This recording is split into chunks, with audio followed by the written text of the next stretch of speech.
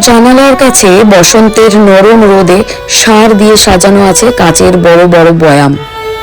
মুখগুলো ঢাকা আছে পরিষ্কার সাদা কাপড়ের ফেটটিতে। বয়ামগুলোকে বাইরে থেকে দেখলে বোঝা যায় না তার মধ্যে ঠিক কি রসদ লুকিয়ে আছে, কিন্তু যারা এই বাড়িতে রোজ ভাত খেতে আসে তারা ঠিক জানে।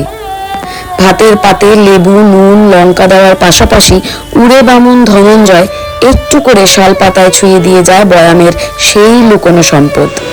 কামরাঙা, কদবেল, জলপাই কিংবা কোনোদিন পাকা তেঁতুলের আচার। নতুন কাস্টমাররা অবাক হয়ে যায়, আর পুরনো লোকেরা ভাবে আজ কোনটা পাতে পড়বে।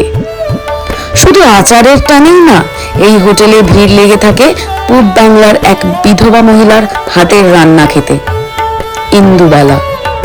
কবে যে এই ভাতের হোটেল শুরু করেছিলেন আর কেন করেছিলেন নিজেও ঠিক মনে করতে পারেন না, তবু ভাষা ভাষা ছবির মতো মনে পড়ে অনেক কিছু।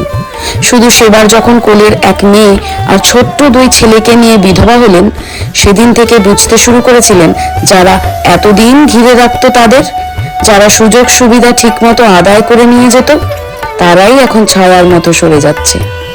স্বামীর জুয়া আর মদের নেশায় এতদিন যারা 8 কপাটি পর্যন্ত বিক্রি করার সায় দিয়েছিল, তাদেরও আর দেখা গেল না বড় একটা, বরং সবাই কেমন যেন হারিয়ে গেল চারপাশ থেকে।